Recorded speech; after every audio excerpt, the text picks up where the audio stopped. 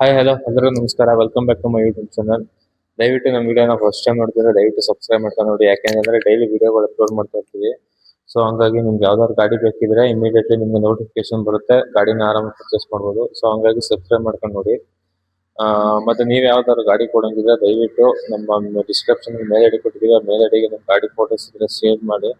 ನಾವು ನಿಮಗೆ ಯಾವುದೇ ರೀತಿ ಚಾರ್ಜಸ್ ಮಾಡಿದ್ರೆ ಫ್ರೀಯಾಗಿ ವಿಡಿಯೋಗಳು ಅಪ್ಲೋಡ್ ಮಾಡ್ಕೊಡ್ತೀವಿ. ಹಂಗೆ ಕಸ್ಟಮರ್ಗೆ ಏನಾದ್ರು ಬೇಕಿದ್ರೆ ಈ ನಂಬರ್ನು ಕೊಡ್ತೀವಿ. ಮತ್ತೆ ಇನ್ನೊಂದೇನಪ್ಪ ಅಂತಂದ್ರೆ ನೀವು ಏನಾರ ಗಾಡಿ ತಗೊಳ್ಳುವಾಗ ಸೆಕೆಂಡ್ಸ್ ಅಲ್ಲಿ ದಯವಿಟ್ಟು ನೋಡಿ ಚೆಕ್ ಮಾಡಿ ತಗೊಳ್ಳಿ. ಯಾಕಂದ್ರೆ ಸೆಕೆಂಡ್ಸ್ ಗಾಡಿಗಳು ಆಲ್ಮೋಸ್ಟ್ ಒಂದು 40% 50% ಪ್ರಾಬ್ಲಮ್ ಇರುವಂತ ಗಾಡಿಗಳನ್ನ ಸೇಲ್ ಮಾಡಕ್ ನೋಡ್ತಾರೆ. ಸೊ ಹಂಗಾಗಿ ನೀವು ಒಂದ್ ಸ್ವಲ್ಪ ಕೇರ್ಫುಲ್ ಆಗಿ ನೋಡ್ಕೊಂಡು, ಅಂದ್ರೆ ಜೆನ್ಯೂನ್ ಕೊಡೋರು ಇರ್ತಾರೆ, ಏನು ಪ್ರಾಬ್ಲಮ್ ಇದ್ದು ಕೊಡೋ ತರ ಇರ್ತಾರೆ. ಸೊ ಹಂಗಾಗಿ ನೋಡ್ಕೊಂಡು ಚೆಕ್ ಮಾಡ್ಕೊಂಡು ತಗೊಳ್ಳಿ. ಯಾಕಂತಂದ್ರೆ 3 ಲಕ್ಷ 4 ಲಕ್ಷ 5 ಲಕ್ಷ 10 ಲಕ್ಷ ಅಂತ ತಗೊಳ್ತೀರಾ. ಸೊ ನೀವು ತಗೊಂಡು ಒಂದ್ ವಾರ ತಿಂಗಳಿಗೆಲ್ಲ ಮತ್ತೆ ಖರ್ಚು ಮಾಡುವಂತ ಪರಿಸ್ಥಿತಿ ಬರಬಾರ್ದು ಮತ್ತೆ. ಸೊ ಹಂಗಾಗಿ ನೋಡಿ ಮಾಡಿ ಗಾಡಿನ ತಗೊಳ್ಳಿ. ಆಲ್ಮೋಸ್ಟ್ ಆಕ್ಸಿಡೆಂಟ್ ಆಗಿರೋ ವೆಹಿಕಲ್ ನ ತಗೊಳ್ಳಿ. ಆಕ್ಸಿಡೆಂಟ್ ಆಗಿರೋದನ್ನ ತಗೊಳ್ದೇ ಇರೋಕೆ ಆಲ್ಮೋಸ್ಟ್ ಟ್ರೈ ಮಾಡಿ. ಯಾಕೆ ಅಂತಂದ್ರೆ ಅವು ಬಾಡಿ ಎಲ್ಲ ಅಪ್ಸೆಟ್ ಆಗಿರ್ತವೆ. ನೀವು ಎಲ್ಲರ ಫಾಸ್ಟ್ ಆಗಿ ಹೋಗುವಾಗ ಸ್ಟೆಬಿಲಿಟಿ ಇರಲ್ಲ ಗಾಡಿ, ಒಂದ್ ಸ್ವಲ್ಪ ಶೇಕಿಂಗ್ ಆಗೋದಾಗ್ಲಿ ಇನ್ನೊಂದಾಗ್ಲಿ ಮತ್ತೊಂದು. ಬ್ರೇಕ್ ಹೊಡೆದ್ರೆ ಅಷ್ಟೊಂದು ಕಂಡೀಷನ್ ಆಗಿರಲ್ಲ. ಸೊ ಹಂಗಾಗಿ ಆಕ್ಸಿಡೆಂಟ್ ಆಗಿಲ್ದವ್ರಂತ ಗಾಡಿನೇ ಆಲ್ಮೋಸ್ಟ್ ತಗೊಳಕ್ಕೆ ಟ್ರೈ ಮಾಡಿ. ಆಕ್ಸಿಡೆಂಟ್ ಆಗಿದ್ರೆ ಆಲ್ಮೋಸ್ಟ್ ಗಾಡಿನ ಇದ್ ಮಾಡೋದು ಬನ್ನಿ. ಮತ್ತೆ ನೀವೇನಾದ್ರು ಗಾಡಿನ ಇವತ್ತೇ ತಗೊಳ್ತಾ ಇದೀನಿ ಅಂತಂದ್ರೆ ದಯವಿಟ್ಟು ಅಡ್ವಾನ್ಸ್ ಕೊಟ್ರಾ ಇವಾಗ್ಲೇ ಬೈ ಮಾಡ್ಕೊಂಡ್ ಬಂದ್ಬಿಡಿ. ಯಾಕಂದ್ರೆ ಅಡ್ವಾನ್ಸ್ ಕೊಡಕ್ ಹೋಗ್ಬೇಡಿ. ಆಲ್ಮೋಸ್ಟ್ ಬೈ ಮಾಡ್ಕೊಂಡು ಹೋಗ್ಬಿಡಿ. ಇವತ್ತು ನೀವು ಅಡ್ವಾನ್ಸ್ ಕೊಟ್ಬಿಟ್ಟು ಒಂದ್ 2-3 ದಿನ ಬಿಟ್ಟು ನೀವು ಗಾಡಿ ತಗೊಳ್ತೀನಿ ಅಂತಂದ್ರೆ ಏನ್ ಮಾಡ್ತಾರೆ ಅಂದ್ರೆ ಎಷ್ಟೋ ಜನ ಸ್ಪೇರ್ಗಳನ್ನ ಎಕ್ಸ್ಚೇಂಜ್ ಮಾಡ್ಬಿಡ್ತಾರೆ. ಇವತ್ತು ಅಡ್ವಾನ್ಸ್ ಕೊಟ್ಬಿಟ್ಟು ನೀವು ಸಂಜೆ ಹೋಗಿರ್ತಾರ, ನಾಳೆ ಅಷ್ಟೊಳಗೆ ಒಂದು ಸ್ಪೇರ್ ಎಕ್ಸ್ಚೇಂಜ್ ಮಾಡಿ ಗಾಡಿನ ಕೊಡುವಂತ ಚಾನ್ಸಸ್ ಇರುತ್ತೆ. ಸೊ ಹಂಗಾಗಿ ನೀವು ಅವತ್ ಮಾತಾಡ್ಕೊಂಡು ಅವತ್ತೇ ವೆಹಿಕಲ್ ಇಟ್ಕೊಂಡ್ಬಿಟ್ರೆ ತುಂಬಾ ಒಳ್ಳೇದು. ಸೊ ಹಂಗಾಗಿ ಇಷ್ಟು ನೀವು ಫಾಲೋ ಮಾಡ್ಕೊಂಡು ಗಾಡಿನ ತಗೊಬನ್ನಿ. ಇವತ್ತು ಬಂದು ಒಂದು ಕಿಯಾ ಸೆಲ್ಟಾಸ್ ಒಂದು ಸೇಲ್ ಬಂದಿದೆ. ಅದು GT ಲೈನ್ ಮಾಡೆಲ್ ಬಂದು 2020 2020 ಮಾಡಲು ಫಸ್ಟ್ ಓನರ್ ಆಗಿದೆ. ಇಂಜಿನ್ ಬಂದು ಪೆಟ್ರೋಲ್ ಇಂಜಿನ್. ಕಿಲೋಮೀಟರ್ ಬಂದು 67,000 ಓಡಿದೆ. ರೀಸೆಂಟ್ ಆಗಿ ಇನ್ನು ಯಾವ್ದು ಸರ್ವಿಸ್ ಆಗಿಲ್ಲ. ಮಾಮೂಲಿ 60,000 ಏನೋ ನೋಡಿತ್ತು, 70,000ಗೆ ಸರ್ವಿಸ್ ಆಗಿರುವಂತದ್ದು. ಈಗ 70,000 ಮಾಡಿಸ್ಬೇಕಂತೆ. ಮತ್ತೆ ಇನ್ಸೂರೆನ್ಸ್ ಕೂಡ ರನ್ನಿಂಗ್ ಇದೆ. ಮತ್ತೆ ಕಂಪ್ನಿಯಿಂದ ಏನ್ ಮ್ಯಾಗ್ವಿಲ್ ಕೊಟ್ಟಿದ್ದಾರೆ ಅದೇ ಮ್ಯಾಗ್ವಿಲ್. ಮತ್ತೆ ಟೈರ್ ಕೂಡ ಹೊಸದಾಗ್ಸಿದ್ದಾರೆ. 85% ಟೈರ್ ಇದೆ ಅಂತೆ. ನೀವು ಒಂದ್ಸಲ ಚೆಕ್ ಮಾಡ್ಕೊಳ್ಳಿ ಟೈರ್. ಇದ್ರ ಬಗ್ಗೆ ಯಾವುದೇ ಟೈರ್ ಅಪ್ಗ್ರೇಡ್ ಏನು ಮಾಡಿಲ್ಲ. ಸೇಮ್ ಕಂಪ್ನಿಯಿಂದ ಏನು ಟೈರ್ ಇರುತ್ತೆ ಅದೇ ಟೈರ್ ಹಾಕ್ಸಿದ್ದಾರೆ. ಮ್ಯಾಗ್ವಿಲ್ ಅಷ್ಟೇ. ಇನ್ನು ಪುಷ್ ಬಟನ್ ಸ್ಟಾರ್ಟ್ ಬರುತ್ತೆ. ಎಲೆಕ್ಟ್ರಿಕ್ ಅಡ್ಜಸ್ಟಬಲ್ ಸೀಟ್ ಬರಲ್ಲ, ಮತ್ತೆ ಸನ್ರೂಫ್ ಬರಲ್ಲ. ಪುಷ್ ಬಟನ್ ಸ್ಟಾರ್ಟ್ ಒಂದೇನೆ. ಮತ್ತೆ ಕಂಪ್ನಿಯಿಂದ ಏನ್ ಸಿಸ್ಟಮ್ ಕೊಟ್ಟಿದ್ದಾರೆ ಅದೇ ಸಿಸ್ಟಮ್ ಏನೇ ಇರುವಂತದ್ದು. ರಿವರ್ಸ್ ಕ್ಯಾಮೆರಾ ಒಂದು ಇದೆ, ಪಾರ್ಕಿಂಗ್ ಸೆನ್ಸರ್ಸ್ ಆಗಿರ್ಬೋದು. In power steering, power window, ಇನ್ನು ಸೀಟ್ ಕವರ್ ಅಷ್ಟೇ ಕಂಪ್ನಿಯಿಂದ ಹಾಕ್ಸಿರುವಂತ ಸೀಟ್ ಕವರ್ 5 ಇಯರ್ಸ್ ಆಗಿದೆ ಅಂತೆ. ಬಟ್ ಕ್ವಾಲಿಟಿ ಇನ್ನೂ ಚೆನ್ನಾಗಿ ಹಾಗೆ ಚೆನ್ನಾಗಿದೆ ಅಂತ ಹೇಳ್ತಾ ಇದಾರೆ. ಫ್ರಂಟ್ LED ಹೆಡ್ಲೈಟ್ಸ್ ಕೂಡ ಸಿಗುತ್ತೆ. ಫಾಗ್ ಲೈಟ್ ಎಲ್ಲ ತರ, ಆಲ್ಮೋಸ್ಟ್ ಎಲ್ಲ ತರ ಫ್ಯೂಚರ್ ಇದೆ. ಕೆ ಸೆಲ್ಟಾಸ್ ಅಂತಂದ್ರೆ ಅವಾಗಿನ ಇದರಲ್ಲಿ ಒಳ್ಳೆ ಫ್ಯೂಚರ್ ಇರುವಂತ ಗಾಡಿನೇ ಇದು. ಸೊ ಹಂಗಾಗಿ ನಿಮ್ಗೆ ಏನಾದ್ರು ಈ ಗಾಡಿ ಏನಾದ್ರು ಇಷ್ಟ ಆಗಿತ್ತು ತಗೊಳ್ತೀವಿ ಅಂತಂದ್ರೆ 9.5 ಲಕ್ಷಕ್ಕೆ ಕಸ್ಟಮರ್ ಕೋಟ್ ಮಾಡ್ತಾ ಇರುವಂತದ್ದು. ನೀವೇನಾರ ಒಂದು 20,000 ಆತರ ಮಾರ್ಗಿನ್ ಮಾಡೋದು 9:30 ಬಂದು ನಿಂತ್ಕೊಳ್ಳುತ್ತೆ. ಡೈರೆಕ್ಟ್ ನೀವು ಮಾತಾಡ್ಕೋಬೇಕಷ್ಟೇ. ನಿಮ್ಗೆ ಏನಾದ್ರು ಲೋನ್ ಬೇಕು ಅಂತಂದ್ರೆ ಲೋನ್ ಕೂಡ ಆಗುತ್ತೆ. ಆಲ್ಮೋಸ್ಟ್ ಒಂದು 7 lakh 750 lakh ಲೋನ್ ಆಗುತ್ತೆ. 7 ಲಕ್ಷ ಗಂಟಲು ಲೋನ್ ಆಗುತ್ತೆ. ಬಾಕಿ ಡೌನ್ ಪೇಮೆಂಟ್ ಮಾಡ್ಬಿಟ್ಟು ನೀವು ಲೋನ್ ಕೂಡ ಮಾಡಿಸ್ಬೋದು. ಅರೌಂಡ್ ಒಂದು EMI ಬಂದು ಒಂದು 13 to 15,000 ಗಂಟಲು EMI ಬರೋದು. ನೀವು ಇದ್ರ ಮೇಲೆ ಡಿಪೆಂಡ್. 4 ವರ್ಷ 5 ವರ್ಷಕ್ಕೆ ಹಾಕ್ಸ್ಬೋದು ಲೋನ್.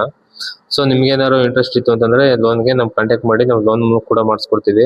ಮತ್ತೆ ಗಾಡಿನ ಒಂದ್ ಸ್ವಲ್ಪ ಚೆಕ್ ಮಾಡಿ ತಗೊಳ್ಳಿ. ಹೊಸಬ್ರು ಏನಾದ್ರು ತಗೊಳಕ್ ಹೋಗ್ತಿರುವಾಗ ಆಕ್ಸಿಡೆಂಟ್ ಆಗಿದೆಯಾ, ಮತ್ತೆ ಇಂಜಿನ್ ಎಲ್ಲ ಪ್ರಾಬ್ಲಮ್ ಇದೆಯಾ, ಹೊಸಬ್ರು ಓಡಿಸುವಾಗ ಕ್ಲಚ್ ಪ್ಲೇಟ್ ಇಂದ ಜಾಸ್ತಿ ಹೋಗ್ಸ್ಬಿಟ್ಟಿರ್ತಾರೆ ಹೊಸ ಡ್ರೈವರ್ಗಳು. ಸೊ ಹಂಗಾಗಿ ನೀವು ಒಂದ್ಸಲಿ ಕ್ಲಚ್ ಪ್ಲೇಟ್ ಅವೆಲ್ಲ ಚೆಕ್ ಮಾಡ್ಕೊಳ್ಳಿ. ಇಂಜಿನ್ ಪ್ರತಿಯೊಂದೆಲ್ಲ ಚೆಕ್ ಮಾಡ್ಕೊಳ್ಳಿ. ಒಂದಷ್ಟು ಪಾಯಿಂಟ್ ಹೇಳ್ತೀನಿ, ಆ ಪಾಯಿಂಟ್ ಎಲ್ಲ ಚೆಕ್ ಮಾಡ್ಕೊಂಡು ಗಾಡಿನ ತಗೊಂಡ್ ಬನ್ನಿ.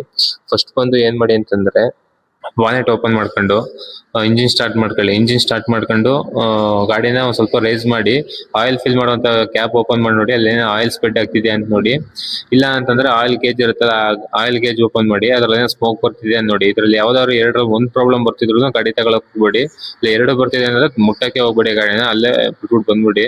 ಯಾಕೆಂತಂದ್ರೆ ಅದು ಹೆವಿ ಇಂಜಿನ್ ಕೆಲ್ಸಕ್ಕೆ ಬರುತ್ತೆ. ಅಂದ್ರೆ 50 1 ಲಕ್ಷ ಆ ತರ ಎಲ್ಲ ಖರ್ಚು ಬೀಳುತ್ತೆ. ಸೊ ಹಂಗಾಗಿ ಆ ತರ ಏನಾದ್ರು ಪ್ರಾಬ್ಲಮ್ ಇತ್ತು ಅಂತಂದ್ರೆ ತಗೊಳಕ್ಕೆ ಹೋಗ್ಬಿಡಿ ಗಾಡಿನ. ಇನ್ನು ನೆಕ್ಸ್ಟ್ ಬಂದು ಫ್ರಂಟ್ ಎಲ್ಲ ಗಾಡಿ ಚೆಕ್ ಮಾಡಿ, ಸಣ್ಣ ಪುಟ್ಟ ಆಕ್ಸಿಡೆಂಟ್ ಆಗಿದೆ ಅನ್ನೋದು.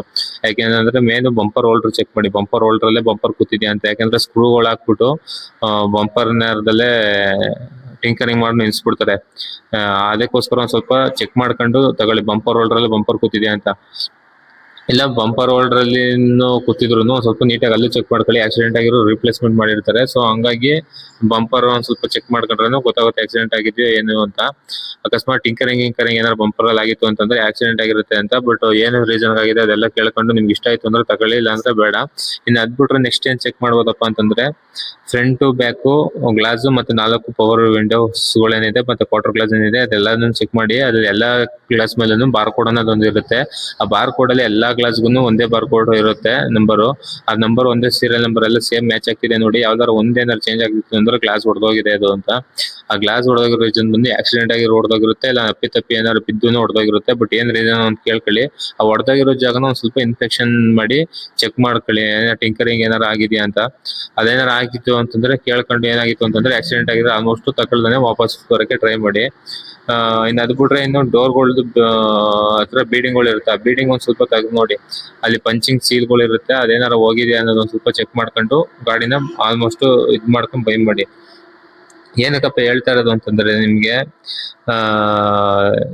ಆಕ್ಸಿಡೆಂಟ್ ಆಗಿದೆ ಅಂತಂದ್ರೆ ನಿಮ್ಗೆ ಗೊತ್ತಿಲ್ಲದೇ ತಗೊಬಿಡ್ತೀರಾ. ನೆಕ್ಸ್ಟ್ ನೀವು ಸೇಲ್ ಮಾಡ್ತೀನಿ ಅಂತಂದ್ರೆ ಅದಕ್ಕೆ ವ್ಯಾಲ್ಯೂ ಇರಲ್ಲ. ಸೊ ಹಂಗಾಗಿ ಚೆಕ್ ಮಾಡ್ಕೊಂಡು ಗಾಡಿನ ತಗೊಳ್ಳಿ ಅಂತ ಹೇಳ್ತಾ ಇರುವಂತದ್ದು ನಿಮ್ಗೆ. ಇನ್ನು ಅದು ಬಿಟ್ರೆ ನಿಮ್ದು ಇವತ್ತೇ ಅಡ್ವಾನ್ಸ್ ಕೊಟ್ರೆ ದಯವಿಟ್ಟು ಇವತ್ತೇ ಎತ್ಕೊಂಡ್ಬಿಡಿ ಗಾಡಿನ, ಚೆನ್ನಾಗಿತ್ತು ಅಂತಂದ್ರೆ.